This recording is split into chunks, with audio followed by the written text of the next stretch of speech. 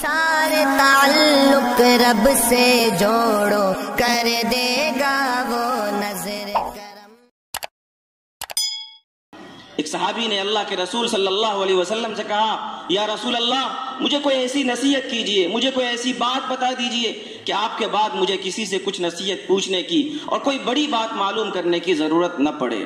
کوئی قیمتی اور کوئی جامع نصیحت کیجئے۔ آقا صلی اللہ علیہ وسلم نے اپنے اس پیارے صحابی سے فرمایا، قل آمنت باللہ ثم استقم، کہو میں اللہ پر ایمان لایا اور پھر اس پر جم جاؤ۔ اور یاد رکھیے، ایمان پر جب بندہ جمتا ہے تو قرآن مجید کی جس آیت کی میں نے تلاوت کی ہے، اللہ نے بڑی بشارت سنائی، ان الذین قالوا ربنا اللہ ثم استقاموا تتنزل علیہم الملائکہ۔ جب بندہ اللہ کو رب مان لیتا ہے، اس کا ایمان مضبوط ہوتا ہے، اور جب وہ اس پر جم جاتا ہے تو اس کے پاس فرشتے بھی آتے ہیں اسے بشارتیں سنانے کے لیے، خوشخبریاں سنانے کے لیے۔ یہ بندہ اللہ کا اتنا مقرب بن جاتا ہے، فرشتے تو انبیاء کے پاس آتے تھے، لیکن یہ بندہ استقامت کی بنیاد پر، ایمان اور اس پر جمنے کے نتیجے میں اللہ کا اتنا مقرب بن جاتا ہے کہ اس کے پاس جنت کی خوشخبری سنانے کے لیے موت کے بعد حشر کے میدان میں فرشتے تک آتے ہیں۔ اور ایمان پر جمنا، ایمان پر استقامت، یہ امتحان کے بغیر نہیں ہوتا ہے۔ بہت توجہ کے ساتھ اس جملے کو نوٹ کیجئے کہ ہم ایمان پر کتنا جمتے ہیں۔ ایمان جب ہم نے لے آیا، اللہ کو ہم نے مان لیا، تو ہم ایمان پر جم رہے ہیں یا نہیں جم رہے ہیں، یہ بغیر امتحان کے، بغیر ابتلا کے، بغیر آزمائش کے معلوم نہیں کیا جا سکتا۔ اور اس وقت پوری دنیا اور پورے ملک کے جو حالات ہیں، یہ بات اب بالکل واضح طریقے سے کہی جا سکتی ہے کہ ایمان والوں کے ایمان کے امتحان کی بساط پھیلائی جا چکی ہے۔ آپ کے ایمان کے امتحان لینے کے لیے میدان ہموار کیا جا چکا ہے، چاہے حکومتی سطح پر ہو یا کسی اور سطح پر، ہر سطح پر آپ حکومت کے نعروں کو، آپ میڈیا کے اندر حکومت کے زیر اقتدار لوگوں کے جملوں کو، ان کے بیانات کو، اور پھر درختوں سے باندھ کر پیٹے جانے والے مسلمانوں کو، موب لنچنگ کے شکار ہونے والے مسلمانوں کے حالات کو دیکھ کر کیا آپ یہ نہیں کہہ سکتے کہ یقیناً ہمارے ایمان کے امتحان لیے جانے کا وقت آ چکا ہے؟ اور یہ تو بہت چھوٹی سی بات ہے کہ آپ سے آپ کی جان چھین لی جاتی ہے، آپ سے آپ کے مال کو چھین لیا جاتا ہے۔ اب سب سے بڑا حملہ یہ ہے کہ آپ سے آپ کے ایمان کا سودا کر لیا جائے، اور اس سلسلے میں بھی پوری تیاری ہو چکی ہے۔ ایمان والے ایمان پر جمتے ہیں یا نہیں جمتے، اس استقامت کا امتحان اللہ یوں لے رہا ہے کہ اس وقت پوری تیاری کے ساتھ آپ کے ایمان کو چھیننے کے لیے افراد کی تیاری کی جا رہی ہے اور کی جا چکی ہے۔ ملک کی ایک بہت بڑی فرقہ پرست تنظیم، ہزاروں اور لاکھوں کی تعداد میں انہوں نے ایسے نوجوانوں کی ٹریننگ دی ہے اور ایسے ہندو لڑکوں کی تربیت کی ہے جن کو شاندار لکھنوی اردو سکھائی جاتی ہے، جن کو سبحان اللہ، ماشاء اللہ، انا للہ کے جملے سکھائے جاتے ہیں، جن کو اس بات کی ضمانت دی جاتی ہے کہ اگر تم کسی ایک مسلم بچی کو مرتد کر دو تو تمہیں 2.5 لاکھ کا چیک فوری طور پہ دیا جائے گا، تمہیں جاب دیا جائے گا، اور تمہارے لیے تمہارا فلیٹ کا نظم بھی کیا جائے گا، رہائش کا بھی انتظام، جاب کا بھی انتظام، اور تمہارے لیے 2.5 لاکھ نقد رقم کا بھی انتظام ہوگا۔ اور یہ صرف نعرے کی حد تک بات نہیں ہے۔ ہم اور آپ شاید اپنے اپنے گھروں میں مطمئن ہوں، لیکن اس ملک کے اندر جو لوگ ہمارے جان اور ہمارے مال اور ہمارے دین و ایمان کی حفاظت کے لیے روتے ہیں اور کڑتے ہیں، انہوں نے باضابطہ سروے کیا اس بات کا کہ باطل طاقتیں ایمان والوں سے ایمان کو چھیننے میں کتنے کامیاب ہیں۔ تو سروے ہے کہ اس ملک میں گزشتہ دنوں 8 لاکھ مسلم بیٹیاں غیروں کے ساتھ اپنے ایمان کا سودا کر چکی ہیں۔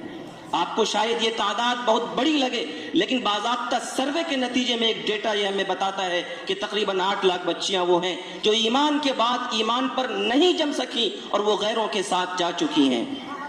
ملک کے ایک بڑے عالم دین حضرت مولانا خلیل الرحمان سجاد نعمانی دامت برکاتہم باضابطہ اس ٹیم کے اندر مشیر کی حیثیت سے شریک تھے جنہوں نے یہ سروے کیا، اور صحیح ڈیٹا معلوم کرنے کے لیے سپریم کورٹ کے ایک وکیل سے مشورے کے بعد یہ طریقہ اختیار کیا گیا کہ ہر ملک کے ہر ضلع کے اندر جو میرج رجسٹریشن آفس ہے وہاں سے یہ ڈیٹا لیا جائے، کیونکہ سرکاری ضابطے کے مطابق جب کوئی لڑکا یا لڑکی سول میرج کرتے ہیں، غیر مذہب میں شادی کرتے ہیں، تو انہیں حکومت کے یہاں میرج رجسٹریشن کے آفس میں جا کر درخواست دینی ہوتی ہے، اور وہاں میرج رجسٹرار اس کے نام کو اور لڑکی کے نام کو باضابطہ 1 مہینے تک نوٹس بورڈ پر لگاتا ہے۔ اگر اس کے کسی ولی کو، اس کے گھر والے کو شکایت کرنی ہوتی ہے تو وہ 1 مہینے کے اندر شکایت کرتے ہیں، نئی شکایت ہوتی ہے تو 1 مہینے کے بعد باضابطہ اس نکاح کو، اس میرج کو قانونی تحفظ فراہم کر دیا جاتا ہے۔ اور تقریباً 8 لاکھ ایسی مسلم بچیاں ہیں جو اپنے ایمان سے اپنا ہاتھ دھو چکی ہیں۔ میرے بزرگوں اور دوستو، یہ وہ تعداد ہے جو باضابطہ میرج رجسٹریشن آفس سے ہمارے لوگوں کو ملی ہے۔ اس کے علاوہ وہ تعداد جس کا ریکارڈ نہیں ہے، اس کے علاوہ وہ لڑکے جو غیروں کے ساتھ، غیروں کے بہکاوے میں ایمان سے ہاتھ دھو چکے ہیں، وہ بڑے بزرگ، وہ خواتین جو اپنے ایمان کا سودا کر چکی ہیں، ان کی تعداد الگ ہے۔ اس لیے اس نازک وقت میں ایمان والوں کی سب سے بڑی ذمہ داری، ایمان والوں کی سب سے بڑی ذمہ داری، اور اگر میں یہ کہوں کہ ہماری ذمہ داری ہمارے کھانے پینے کی فکر سے زیادہ، ہمارے اپنے اور اپنے بچوں کے لیے اچھے مکانات کی فکر سے زیادہ، اور ہمیں اپنے لیے اور اپنے بچوں کے لیے اچھے کپڑوں کے انتظام سے بھی زیادہ اگر کوئی بڑی ذمہ داری ہمارے سر پر ہے تو وہ یہ ہے کہ جس طریقے سے باطل طاقتوں نے ایمان سے چھیننے کے لیے، آپ کے نسلوں کے ایمان کو آپ سے چھیننے کے لیے روڈ میپ اور باضابطہ منظم پلان تیار کیا ہے، آپ اپنے ایمان کے پر استقامت کے لیے اور اپنے نسلوں کے ایمان کی حفاظت کے لیے مضبوط منصوبے بنائیے۔ جس کے پاس جو حیثیت ہے، جس کے پاس جو صلاحیت ہے، اپنے اس مضبوط صلاحیت اور اپنے اس مضبوط وسیلے کو استعمال کر کے اپنی نسلوں کے دین و ایمان کی حفاظت کی فکر کرے۔ بغیر کسی ذہن سازی کے، بغیر کسی تربیت کے بچیوں کو کالجوں میں بھیجنا، بچیوں کو اسکول کی راہ پہ دینا، بچیوں کو آزاد کو ایجوکیشن والے کوچنگ سینٹرز پہ ڈالنا، یہ کہیں کی دانش مندی نہیں ہے۔ آپ کو شاید یہ لگ رہا ہو کہ میں اسکول کی تعلیم کا مخالف ہوں، لیکن یہ بات یاد رکھیے کہ اگر ایسی تعلیم جس کے ذریعے سے بچے تعلیم یافتہ تو ہو جائیں لیکن وہ دین سے مرتد ہو جائیں، اس سے بہتر یہ ہے کہ آپ کے بچے دین پر جمے رہیں اور دنیا کے علوم سے محروم ہو کر وہ بڑے ہو جائیں۔ اس لیے اگر آپ واقعتاً تعلیم بھی چاہتے ہیں اپنی نسلوں کی تو آپ اپنے ادارے قائم کیجئے، آپ اپنے اسکول قائم کیجئے، آپ ایسے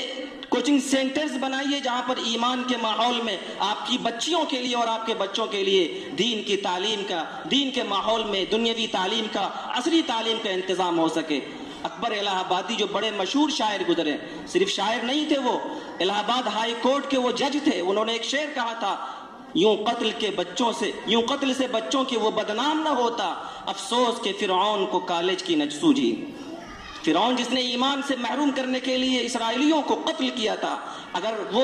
اگر کالج کھول دیتا، کالج میں بچے اور بچیوں کا داخلہ کر دیا جاتا تو وہ یوں ہی ایمان سے محروم ہوتا۔ یہ کسی مولوی کی بات نہیں ہے، اکبر الہ آبادی جو ہائی کورٹ کا جج رہ چکے ہیں، جو ایک بڑے شاعر ہیں، انہوں نے اس طرح کی بات کہی ہے۔ اس لیے اپنے بچوں کے ایمان کی حفاظت کرنا اور ایمان پر استقامت اور ایمان پر جماعوں کی شکلیں اختیار کرنا، کوچنگ سینٹرز، اسکول اور کالجوں کی راہ پر جانے والے بچوں کے ایمان کی فکر کرنا، ان کو مسجد کے مکتبوں سے جوڑنا، ان کے لیے اپنے ایسے اسکول اور کالج کا انتظام کرنا جہاں دین کے ماحول میں ان کی دنیا کی تعلیم کا نظم ہو سکے، یہ اس وقت کی ہماری، آپ کی اور ہم سب کی سب سے بڑی ذمہ داری ہے۔ میں سب سے بڑی ذمہ داری اسے کہہ رہا ہوں، اس کو بہت توجہ کے ساتھ لینے کی ضرورت ہے۔ اللہ تعالیٰ سے دعا ہے کہ اللہ تعالیٰ ہم سب کو اپنے ایمان کی حفاظت کرنے والا بنائے، ایمان کے مطالبوں پر عمل کرنے والا بنائے۔ وآخر دعوانا ان الحمد للہ رب العالمین۔